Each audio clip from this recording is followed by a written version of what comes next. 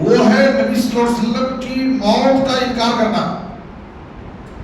آج بہت سارے لوگ، اچھے اچھے لوگ نبی صلی اللہ علیہ وسلم کے لیے موت کا لفظ، وفات کا لفظ استعمال کرنے کو بے ادبی سمجھتے ہیں کہ آپ کی شان میں کیا ہے؟ بے ادبی۔ اس لیے نبی صلی اللہ علیہ وسلم کے لیے کون سا لفظ استعمال کیا جاتا ہے کہ آپ صلی اللہ علیہ وسلم وصال کر گئے۔ کیا بولتے ہیں؟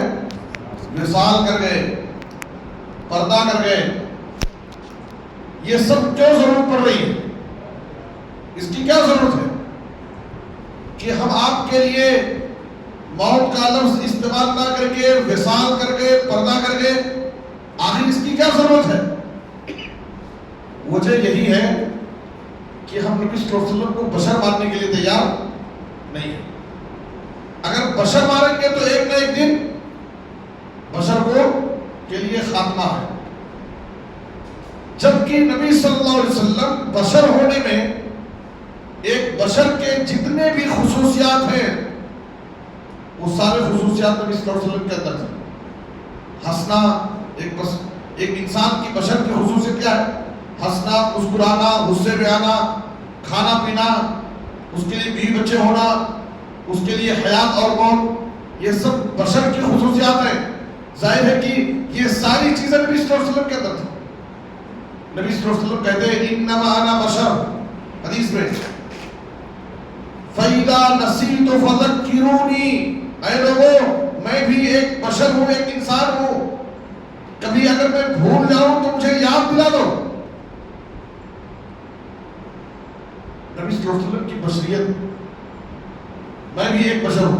آپ صلی اللہ علیہ وسلم نے فرمایا حدیث کے اندر، اے صحابہ انما انا بشر، میں بھی ایک انسان ہوں، وَلَعَلَّكُمْ تَخْتَصِمُونَ، اور تم لوگ میرے پاس لڑائی جھگڑے کے مسائل لے کر کے آتے ہو فیصلے کے لیے۔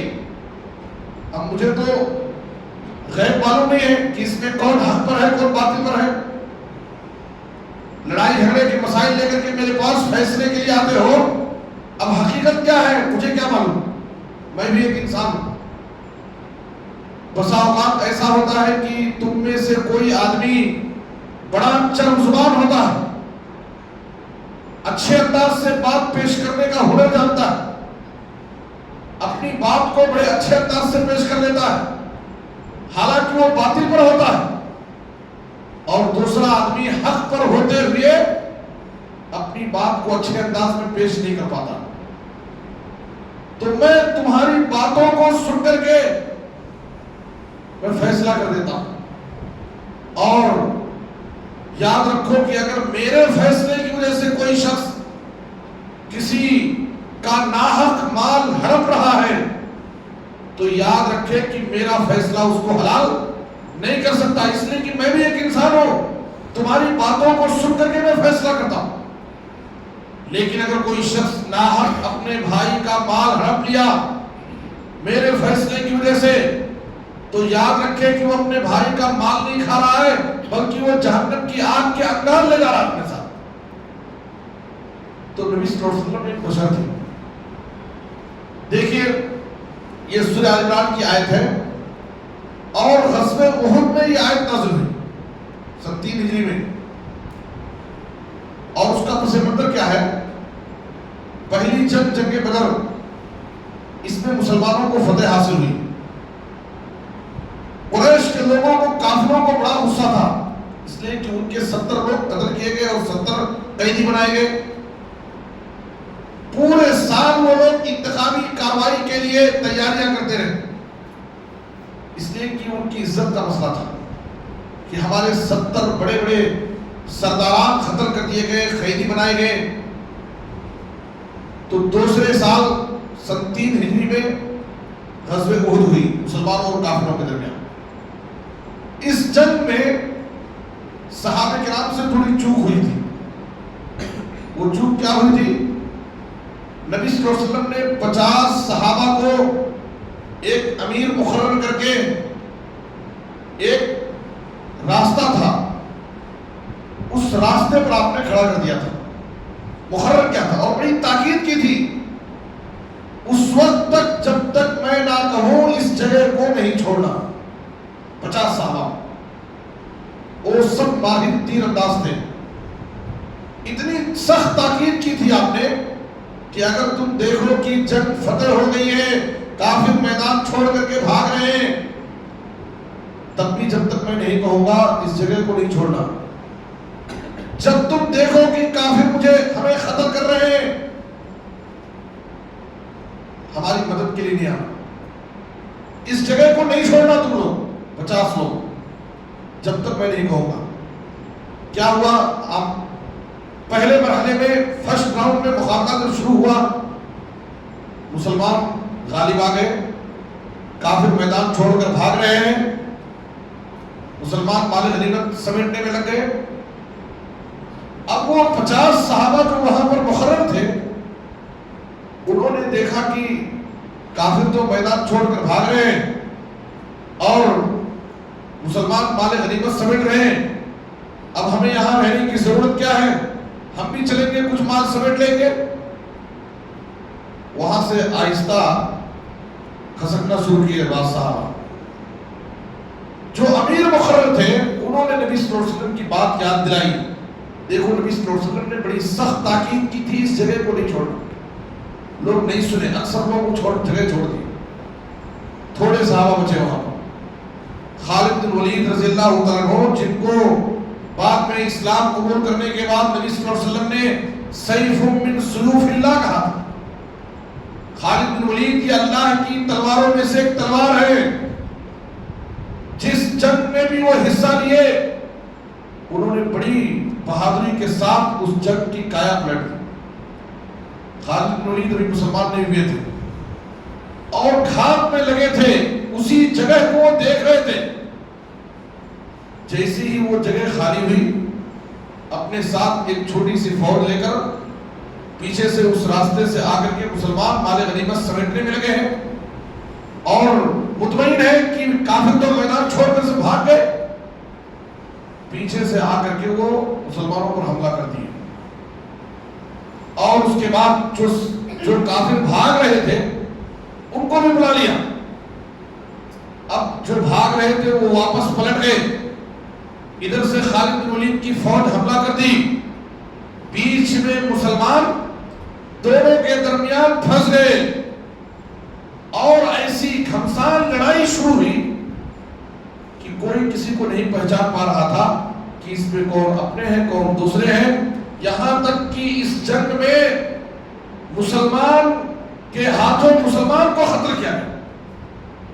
حضرت حذیفہ بن یمان رضی اللہ عنہ کہتے ہیں کہ میرے نظر کے سامنے تھوڑی ہی دور پر ایک صحابی میرے والد کو قتل کرنے کے لیے تلوار اٹھائے.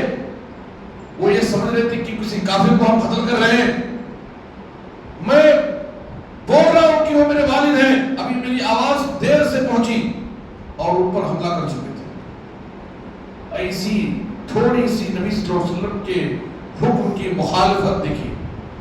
نبی صلی اللہ علیہ وسلم کے حکم کی مخالفت کا انجام صحابہ سے تھوڑی چوک ہوئی, جیتی ہوئی جنگ شکست میں تبدیل ہوئی اور بہت سارا جانی اور مالی نقصان. نبی صلی اللہ علیہ وسلم اس جنگ میں بری طرح سے زخمی کیے گئے. آپ کی پیشانی زخمی ہو گئی اور آپ کی پیشانی سے خون آپ کی رخسار پر بہہ رہا تھا. اپنے ہاتھوں سے نبی صلی اللہ علیہ وسلم خون کو صاف کر رہے تھے, لیکن اس ظالم قوم کی ہدایت کے لیے آپ ہاتھ اٹھا کر دعا کر رہے تھے, اللہم اہد قومی فإنہم لا یعلمون. اے اللہ اس ظالم قوم کو ہدایت دے دے, انہیں نبی کا مقام معلوم نہیں ہے, اللہ کی عظمت کو انہوں نے نہیں سمجھا ہے, اے اللہ ان کو تو نیک ہدایت دے. اس جنگ میں نبی صلی اللہ علیہ وسلم کے قتل کی افواہ پھیلا دی گئی. ہوا یہ کہ مصعب بن عمیر رضی اللہ عنہ ایک صحابی ہیں جو نبی صلی اللہ علیہ وسلم کے ہم شکل تھے, تو ان کو شہید کر دیا گیا. مصعب بن عمیر رضی اللہ عنہ ان کو شہید کرنے کے بعد لوگوں میں یہ افواہ پھیلا دی گئی کہ نبی صلی اللہ علیہ وسلم شہید کر دیا. تو جب نبی صلی اللہ علیہ وسلم کے قتل کی افواہ مسلمانوں میں پھیل گئی تو مسلمانوں میں اس خبر کو سننے کے بعد دو فریق ہو گئے، دو گروہ ہو گئے۔ بعض مسلمان صحابہ کرام ہمت ہار گئے کہ جب نبی صلی اللہ علیہ وسلم ہمارے درمیان نہیں رہے تو اب ہمیں لڑنے پھرنے سے کیا فائدہ ہے، اب چھوڑ دیں گے، ہتھیار ڈال دیے۔ لیکن وہیں پر بعض صحابہ مسلمانوں کی دوسری جماعت اور جذبات میں آ گئے اور کہا کہ جب نبی صلی اللہ علیہ وسلم ہمارے درمیان نہیں رہے تو ہمیں زندہ رہنے سے کیا فائدہ، جیسے آپ اللہ کی راہ میں شہید کر دیے گئے ہیں، ہم بھی دین کے لیے اپنی جانوں کا نذرانہ پیش کریں اور خوب جم کر کے لڑیں۔ اسی پس منظر میں یہ آیت نازل ہوئی ہے۔ اس آیت کا ترجمہ کیا ہے؟ وَمَا مُحَمَّدٌ إِلَّا رَسُولٌ، اور محمد صلی اللہ علیہ وسلم اللہ کے ایک رسول ہیں۔ قَدْ خَلَتْ مِن قَبْلِهِ الرُّسُلُ، آپ سے پہلے بہت سارے رسول آئے اور چلے گئے، کوئی آپ نئے رسول نہیں ہیں، آپ بھی ایک رسول ہے اور آپ سے پہلے بہت سارے رسول گزر چکے ہیں۔ أَفَإِن مَاتَ أَوْ قُتِلَ انقلبتم عَلَىٰ أَعْقَابِكُمْ، کیا اگر آپ کی موت ہو جائے یا آپ کو قتل کر دیا جائے تو کیا تم اپنی ایڑیوں کے بل پلٹ جاؤ گے، دین چھوڑ دو گے؟ اگر آپ کی موت ہو جائے، أَفَإِن مَاتَ، اگر آپ کی موت ہو جائے، اور قتلا، یا آپ کو قتل کر دیا جائے تو کیا تم اپنی ایڑیوں کے بل پلٹ جاؤ گے؟ وَمَن يَنقَلِبْ عَلَىٰ عَقِبَيْهِ، یاد رکھو جو اپنے ایڑیوں کے بل پلٹ جائے گا یعنی دین کو چھوڑ دے گا تو وہ اپنا ہی نقصان کرے گا۔ فَلَن يَضُرَّ اللَّهَ شَيْئًا، وہ اللہ کا کچھ بھی نقصان نہیں کرے گا۔ وَسَيَجْزِي اللَّهُ الشَّاكِرِينَ، اور یاد رکھو کہ اللہ تعالیٰ جو شکر گزار بندے ہیں ان کو اللہ تعالیٰ بہترین بدلہ دیتا ہے۔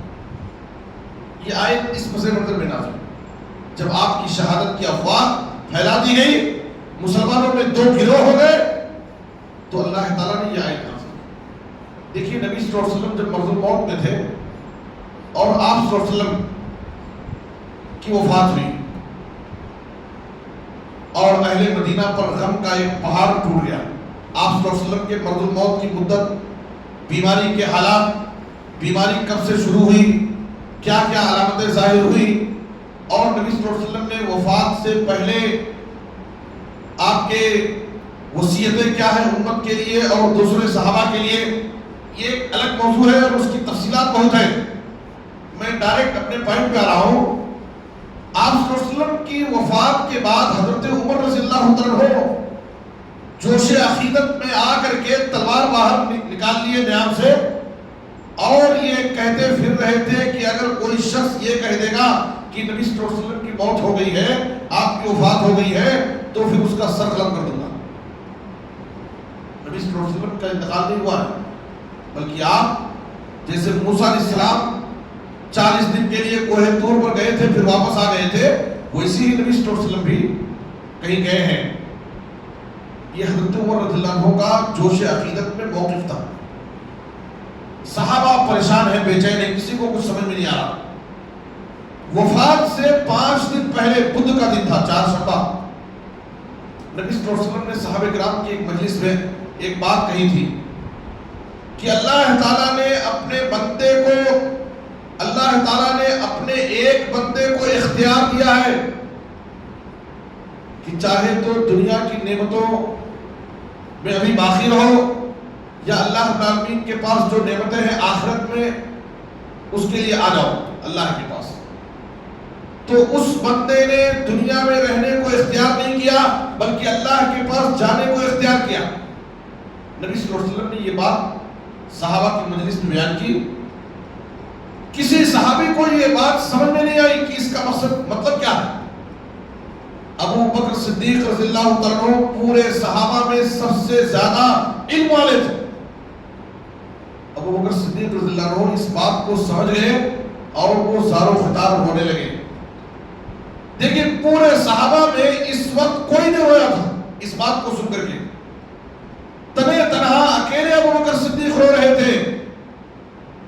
اور جب نبی، اور اس وقت لوگوں نے آپ کا مذاق بھی اڑایا نبی صلی اللہ علیہ وسلم تو کسی اللہ کے ایک بندے کے بارے میں کہہ رہے ہیں. اللہ نے اپنے ایک بندے کو اختیار دیا, اپنے بارے میں تھوڑی نہ کہہ رہے.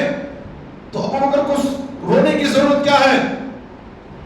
لیکن 5 دن کے بعد جب نبی صلی اللہ علیہ وسلم کی وفات ہو گئی, صحابہ کہتے ہیں کہ ہم میں سے کسی کو یہ بات سمجھ میں نہیں آئی تھی, لیکن ابو بکر صدیق رضی اللہ عنہ سب سے بڑے علم والے تھے, وہ سمجھ گئے تھے اور آپ کی جدائی کو سوچ کر کے وہ رو رہے تھے.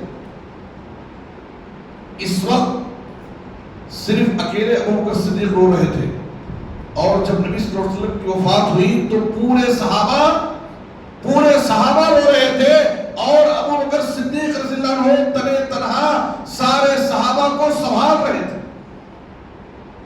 ہمت دلا رہے تھے. ادھر حضرت عمر فاروق رضی اللہ عنہ لوگوں سے خطاب کر رہے ہیں, بڑے جوش میں ہیں, جذبات میں ہیں, کسی کی بات سننے کے لیے تیار نہیں ہیں. عائشہ رضی اللہ عنہا کہتی ہیں کہ ابو بکر صدیق رضی اللہ عنہ کو جب یہ خبر ملی, مقام صلح میں وہ اپنے گھر پر تھے, گھوڑے پر سوار ہوئے, سیدھے نبی صلی اللہ علیہ وسلم کے پاس آئے, لوگوں سے کسی سے کوئی بات چیت نہیں کی, سیدھے آپ صلی اللہ علیہ وسلم کے پاس آئے. آپ کو ایک چادر اڑایا گیا تھا, آپ کے چہرے سے چادر کو ہٹایا, اس کے بعد آپ کو غور سے دیکھا, آپ کی پیشانی کو بوسہ لیا, اس کے بعد کہا میرے ماں باپ آپ پر قربان ہو, اللہ کی قسم اللہ تعالیٰ آپ کے اوپر 2 موت جمع نہیں کر سکتا, جو حقیقی موت تھی وہ آپ پر طاری ہو چکی. اس کے بعد نبی صلی اللہ علیہ وسلم سیدھے مسجد میں گئے, منبر رسول کے بازو میں کھڑے ہو کر کے نبی صلی اللہ علیہ وسلم نے ابو بکر صدیق رضی اللہ عنہ نے صحابہ کرام سے خطاب کیا, حمد و ثنا پڑھی, خطبہ پڑھنے کے بعد کہا اما بعد فمن كان منكم محمدا فإن محمدا قد مات, لیکن ماتا کا لفظ, فمن كان منكم محمدا فإن محمدا قد مات ومن كان يعبد الله فإن الله حي لا يموت.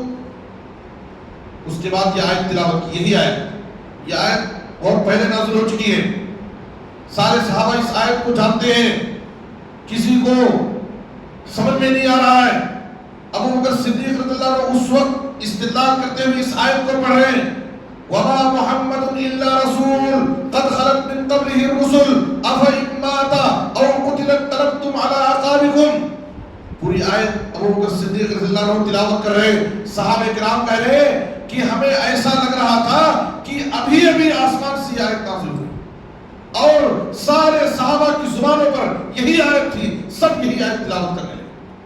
حضرت عمر فاروق رضی اللہ عنہ کا بھی جوش ٹھنڈا ہو گیا, اور اللہ تعالیٰ نے ان کو شرح صدر فرمایا, اور وہ سمجھ گئے کہ واقعی نبی صلی اللہ علیہ وسلم اب ہمارے درمیان نہیں رہے. میرے بزرگوں اور دوستوں, قرآن مجید میں اللہ تعالیٰ نے یہ دیکھیے سورہ آل عمران آیت نمبر 140 وما محمد الا رسول قد خلت من قبلہ الرسل افإن مات کا لفظ استعمال کیا.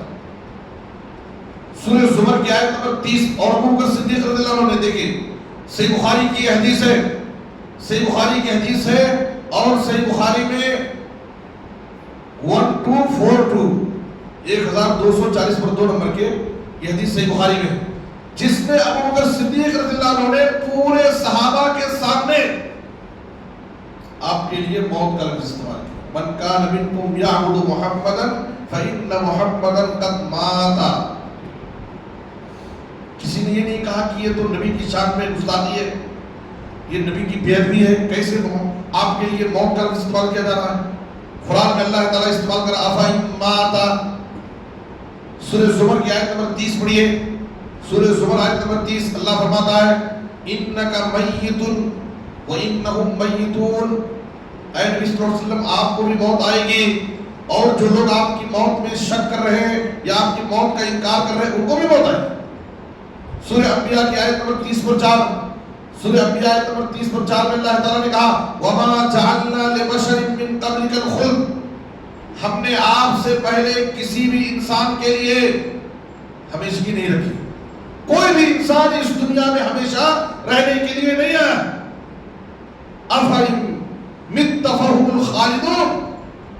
کیا اگر آپ کو موت آ جائے گی تو یہ کافر لوگ جو آپ کا مذاق اڑا رہے ہیں اور کہہ رہے ہیں کہ ایک دن محمد کا خاتمہ ہو جائے گا اور اس کی پوری دعوت ختم ہو جائے گی وہیں پر، تو جو لوگ ایسی باتیں کر رہے ہیں کافر لوگ، کیا وہ ہمیشہ رہیں گے دنیا میں؟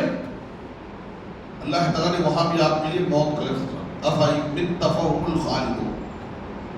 دراصل معاملہ یہ ہے کہ ہم یہ سمجھتے ہیں کہ نبی صلی اللہ علیہ وسلم بشر نہیں، آپ کی شان میں غلو اور مبالغے کا ایک مظہر یہ بھی ہے کہ آپ کی بشریت کا انکار کرنا اور آپ کو نور کہنا، جب ہم آپ کو بشر نہیں مانیں گے تو یہ سارے مسائل پیدا ہوں گے۔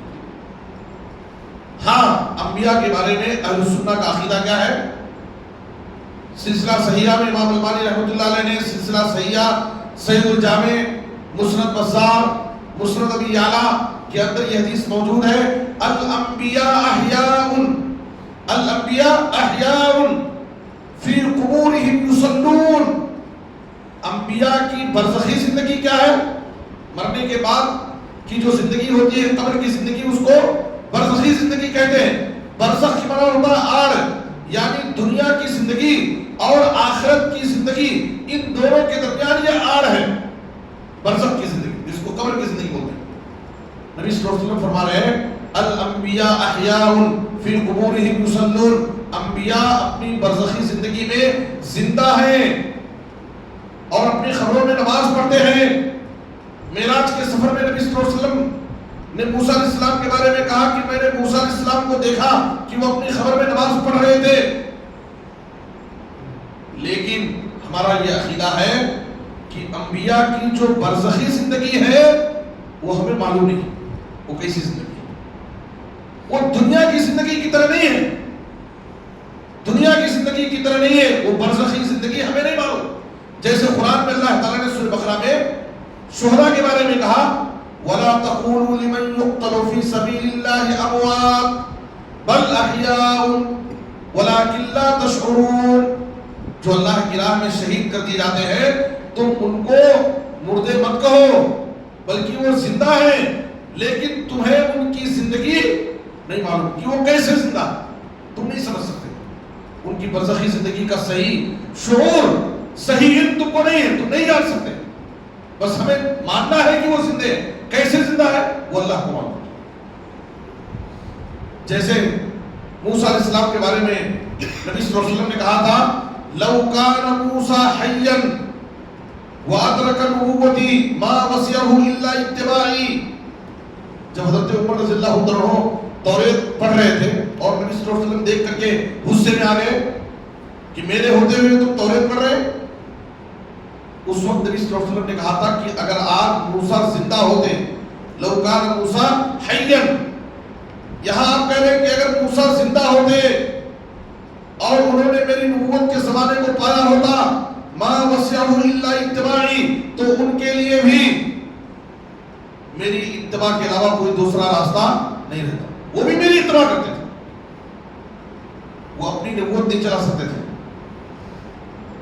تو ایک نبی اگر نبی کے زمانے کو پا جائے تو وہ نبی کی اتباع اس کے لیے ضروری ہے، تو امتی کے لیے نبی کی اتباع تو بے حد ضروری ہے۔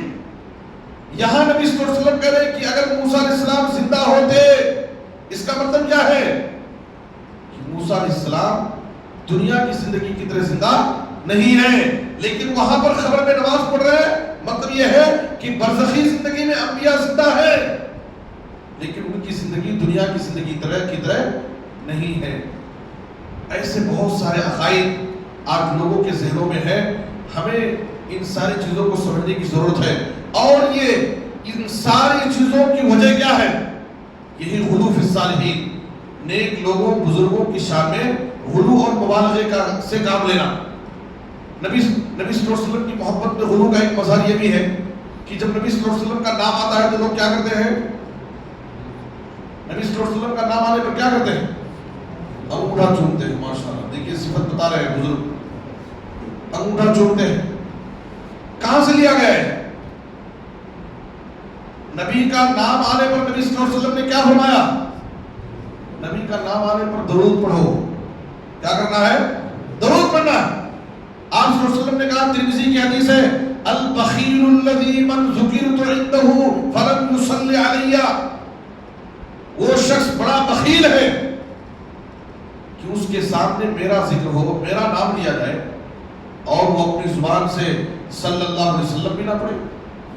جس نبی کے امت پر اتنے احسانات ہیں، جس نبی کے امت پر اتنے سارے حقوق ہیں، امتی کے سامنے نبی کا تذکرہ ہو، نبی کا نام لیا جائے اور وہ اپنی زبان سے صلی اللہ علیہ وسلم نہ کہے، یقیناً ایسا شخص بہت بڑا بخیل انسان۔ دوسری حدیث کی طرف صلی اللہ علیہ وسلم نے کہا رغم انف رجل ذکرت عنده فلم يصلی علی، اس شخص کی ناک خاک آلود ہو، اس کی ناک مٹی میں مل جائے، وہ ذلیل و رسوا ہو، جس کے سامنے میرا تذکرہ ہو، میرا نام لیا جائے اور وہ میرے اوپر درود نہ پڑھے۔ تو نبی صلی اللہ علیہ وسلم کا نام آنے پر آپ سے عقیدت اور محبت کا تقاضا کیا ہے؟ انگوٹھے نہ چومے جائیں بلکہ اپنی زبان سے ہم صلی اللہ علیہ وسلم پڑھیں۔ عقیدت اور محبت کا مطلب یہ ہے کہ جو کام آپ نے کیا ہے، جو کہا ہے، جیسے کیا ہے اس کو ویسے ہی کیا ہے۔ یہ عقیدت اور محبت کا تقاضا ہے۔ عقیدت اور محبت کا تقاضا یہ نہیں ہے کہ ہم اپنی طرف سے خود ساختہ، اپنی طرف سے بنا کر کے۔ دراصل دیکھیے اس امت کے اندر جو شرک کے مظاہر ہیں، یہی بزرگوں کی عقیدت، اماموں سے محبت، ہر ایک کا احترام، عقیدت، محبت سب ضروری ہے، لیکن احترام اور محبت کا مطلب یہ نہیں ہے کہ ان کو ان کے مقام سے بڑھا دیا جائے۔ آج جو پیری مریدی سب چل رہی ہے، شخصیت پرستی، امام کی تقلید، فلاں صاحب نے کہہ دیا، ہمارے امام نے کہہ دیا، ہمارے عالم نے کہہ دیا، تو اب اس کی مخالفت نہیں ہو سکتی، ہم کیسے اس کو انکار کرتے ہیں؟ یہی کسی کی محبت میں ہم اتنے اندھے نہ ہو جائے کہ ہم اپنے عالم، اپنے بزرگ، اپنے امام کو نبی سے بلند مقام دے دیں کہ ہم اپنے امام کی بات کو نہیں ٹھکرائیں گے۔ یہ اور بات ہے کہ ہم نبی کی بات کو ٹھکرا دیں، نعوذ باللہ، ایسا نہیں ہونا چاہیے۔ ہمیں محبت کا مطلب سمجھنے کی ضرورت ہے، اور کہیں نہ کہیں ہمارے درمیان بھی یہ سب چیزیں آ جاتی ہیں، ہمارے درمیان بھی یہ سب چیزیں پائی جاتی ہیں۔ کیا ہے؟ ہر چیز میں مولوی صاحب دعا کر دیجئے، مولوی صاحب دعا کر دیے تو کافی ہو جائے گا۔ یہ بھی بہت اچھی چیز نہیں ہے۔ ہر چیز میں مولوی صاحب کو آگے بڑھایا جائے، ہر چیز میں مولوی صاحب کی دعا کے ہم محتاج بنے بیٹھے رہے۔ ارے اللہ تعالیٰ نے آپ کو بھی زبان دیا ہے، آپ بھی دعا کیجئے۔ پریشانی آپ کو ہے، مصیبت آپ کو ہے، آپ بیمار ہیں، یقیناً کسی سے دعا کی درخواست کر سکتے ہیں، کسی نیک انسان سے دعا کی درخواست کر سکتے ہیں، لیکن اسی پر تکیہ لگا لینا اور اسی پر بھروسہ کر لینا اور خود دعا کرنا چھوڑ دیں، یہ اچھی بات نہیں۔ آج لوگوں نے کیا، مولوی صاحب دعا کر دیے کافی ہو گیا، ہر چیز میں مولوی صاحب، قربانی کا وقت آتا ہے تو مولوی صاحب کو بلائیے بکرا ذبح کرنے کے لیے، مولوی صاحب دعا پڑھیں۔ کیا عجیب تماشا ہے، قربانی کے جانور کو ذبح کرنے کے لیے کون سی بڑی لمبی دعا ہے؟ ذبح النبی صلی اللہ علیہ وسلم بکبشین املحین اقرنین ذبحہما بیدہ وسمى وکبر۔ نبی صلی اللہ علیہ وسلم بسم اللہ اللہ اکبر کہہ کر کے جانور کو ذبح کر رہے ہیں، قربانی کے جانور کو۔ کوئی اختلاف نہیں ہے کہ بسم اللہ اللہ اکبر کہہ کر کے قربانی کے جانور کو ذبح کر سکتے ہیں۔ صحیح بخاری کی حدیث ہے، نبی صلی اللہ علیہ وسلم نے بسم اللہ اللہ اکبر کہہ کر کے قربانی کے جانور کو ذبح کیا ہے۔ کیوں نہیں ذبح کرتے؟ کیوں کسی عالم کا انتظار کرتے ہیں؟ ہر چیز میں مولوی صاحب آنا، مولوی صاحب آئے تو شروع ہوگا، نیا گھر بنائے ہیں، نئی دکان اوپننگ ہو رہی ہے، مولوی صاحب آئے تو دعا کرے تو برکت ہوتی۔ یہ سب کیا ہے؟ شخصیت پرستی۔ یہی ہمارے عقیدوں کو خراب کرتی، یہیں سے گمراہی آتی ہے۔ ان سب چیزوں کو ہمیں چھوڑنے کی ضرورت ہے۔ سلف میں سے کسی کے بارے میں آتا ہے کہ وہ کسی بیمار انسان کے پاس اس کی عیادت کے لیے گئے، وہ بیماری سے تڑپ رہا ہے، پریشان ہے۔ اس مریض نے، بیمار انسان نے ان سے کہا کہ میں بیمار ہوں، آپ میرے لیے صحت کی دعا کیجیے۔ جائز ہے، کسی سے درخواست کر سکتے ہیں کہ میری صحت کے لیے آپ دعا کیجیے۔ انہوں نے نصیحت کیا کی؟ انہوں نے نصیحت کی، کہا کہ دیکھیے آپ مجھ سے دعا کی درخواست کر سکتے ہیں، لیکن اس سے بہتر یہ ہے کہ آپ بیمار ہیں، بیماری سے تڑپ رہے ہیں، آپ پریشان ہیں، اور جب ایک انسان مجبوری میں پریشان ہو کر کے دل کے درد سے اللہ سے دعا کرتا ہے تو اللہ تعالیٰ اس کی دعا قبول کرتا ہے. مجھے کیا بیماری، آپ مجھ سے دعا کی درخواست کریں گے، میں آرام سے ہاتھ اٹھا کر دعا کروں گا اے اللہ عبداللہ کو صحت دے، میرے دل میں درد ہوگی، کیا بیماری مجھے ہے، پریشانی مجھے ہے، میں بس دعا کر دوں گا. لیکن پریشانی آپ کو ہے، تکلیف آپ کو ہے، آپ بیماری سے تڑپ رہے، آپ جس درد سے اللہ سے مانگیں گے، جس درد سے، جس خروج سے اللہ کو پکاریں گے، میں نہیں پکار سکتا، اس لیے کہ وہ پریشانی مجھے نہیں ہے، آپ کو ہے. تو یہ ساری چیزوں کو سمجھنے کی ضرورت ہے. آج محبت کی آڑ میں، احترام کے نام پر آج بہت سارے غلط عقائد ہمارے درمیان گھس گئے ہیں، داخل ہو گئے. ضرورت اس بات کی ہے کہ ہم محبت کریں، احترام کریں، ایک دوسرے کی تکریم کریں، لیکن کسی کی عقیدت اور محبت کے نام پر ہم اس کو اس کے مقام میں غلو اور مبالغے سے کام نہ لیں. اس لیے کہ نبی صلی اللہ علیہ وسلم نے کہا لا تطرونی کما اطرت النصارى ابن مریم انما انا عبد فقولوا عبد اللہ ورسولہ. اے لوگوں، میری شان میں غلو اور مبالغے سے کام مت لو، جیسے عیسائیوں نے عیسیٰ علیہ السلام کی شان میں غلو کیا. میں اللہ کا ایک بندہ ہوں، مجھے اللہ کا بندہ اور اس کا رسول کہو. آپ صلی اللہ علیہ وسلم نے کہا یا ایھا الناس ایاکم والغلو فی الدین فانما اہلک من کان قبلکم الغلو فی الدین. اے لوگوں، دین میں غلو اور مبالغے سے بچو، اس لیے کہ اسی غلو نے تم سے پہلے قوموں کے لوگ، تم سے پہلے کی قوموں کو ہلاک و برباد کر دیا. اسی راستے سے، غلو فی الصالحین کے راستے سے اس امت، اس روئے زمین پر شرک آیا، اور اسی راستے سے اس امت میں شرک تیزی سے بڑھتا جا رہا ہے. اللہ سے دعا ہے کہ اللہ تعالیٰ ہمیں صحیح ایمان، صحیح عقیدے پر قائم دائم رکھے، اور ہر طرح کے بدعت و خرافات سے، شرک و کفر سے اللہ تعالیٰ ہم سب کی حفاظت فرمائے. فاسد عقائد سے، باطل نظریات سے اللہ ہم سب کی حفاظت فرمائے. آمین. وصلی اللہ علی نبینا محمد و آلہ وصحبہ اجمعین.